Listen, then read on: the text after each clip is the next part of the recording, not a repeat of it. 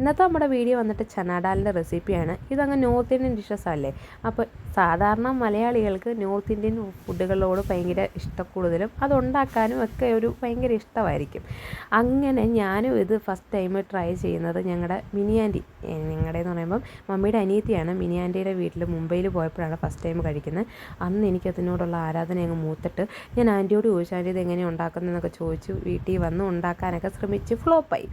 അങ്ങനെ ഫ്ലോപ്പായി നിൽക്കുന്ന സമയത്ത് നമ്മൾ യൂട്യൂബ് എന്ന് പറഞ്ഞൊരു ദൈവത്തെയും കൂടെ റെഫർ ചെയ്യുമല്ലോ. അപ്പോൾ ഞാനും ചെയ്തുകൊണ്ടിരിക്കുന്ന ഒരു പണി അതിലത് റെഫർ ചെയ്തപ്പം ഇങ്ങനെ തപ്പി വന്നപ്പോഴത്തേനും കണ്ട ഒരു കാര്യമാണ് ഷെമീസ് കിച്ചണിനകത്ത് ഈ വീഡിയോ കിടക്കുന്നത്.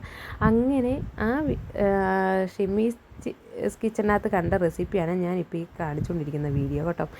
അത്രയേ ഉള്ളൂ. അപ്പോൾ ഇത് കണ്ടിട്ടില്ലാത്തവർ അതൊന്ന് പോയി കണ്ടാൽ അതിനകത്ത് ഡീറ്റെയിൽ ആയിട്ട് പറയുന്നുണ്ട്. ഞാനും കൂടെ പറഞ്ഞ് ബോറടിപ്പിക്കണ്ടല്ലോ എന്നോർത്താണ് ഞാനത് പറയാത്തത്. എനിക്ക് ഭയങ്കരമായിട്ട് ഇഷ്ടപ്പെട്ടു. ഞാനത് ഉണ്ടാക്കി, ഞാൻ പൂരിയുടെ കൂടെ കഴിക്കാൻ വേണ്ടി ഉണ്ടാക്കിയത്. എല്ലാവർക്കും ഇഷ്ടപ്പെട്ടു. വളരെ എളുപ്പത്തിൽ ഉണ്ടാക്കാനും ഭയങ്കര നല്ല ടേസ്റ്റുമായിട്ട് എനിക്ക് തോന്നിയായിരുന്നു പേഴ്സണലി. അപ്പോൾ ഞാൻ പറഞ്ഞു വന്നത്, നമ്മൾ നോർത്ത് ഇന്ത്യൻ ഫുഡ്സിനോട് ഭയങ്കര ഇഷ്ടക്കൂടുതലെന്ന് പറഞ്ഞാൽ നമ്മുടെ ഫുഡ് ഒരിക്കലും കൊള്ളുകയില്ലെന്നല്ല എൻ്റെ അർത്ഥം. അല്ലെങ്കിൽ നമ്മൾ മലയാളികൾക്ക് പെട്ടെന്ന് ഇങ്ങനെയുള്ള കാര്യങ്ങളൊക്കെ കാണുമ്പം ഉണ്ടാക്കാനൊരു ത്വര അത് കൂടുമല്ലോ.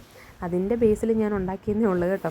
ഞാനും എല്ലാ ഫുഡുകളും നല്ല പെർഫെക്റ്റ്ലി നല്ല ക്ലിയർ ആയിട്ട് ഉണ്ടാക്കുന്ന ഒരു വ്യക്തിയൊന്നുമല്ല. ഫോൾട്ടുകളൊക്കെ എല്ലാവർക്കും ഉണ്ടാവുന്നേ. അപ്പോൾ ഒത്തിരി ഫോൾട്ടുകളൊക്കെ വന്നതിന് ശേഷം നമ്മൾ നല്ലതായിട്ടൊരു കാര്യം ഉണ്ടാക്കിയെടുക്കുന്നത് ഒത്തിരി ട്രൈ ചെയ്തതിന് ശേഷം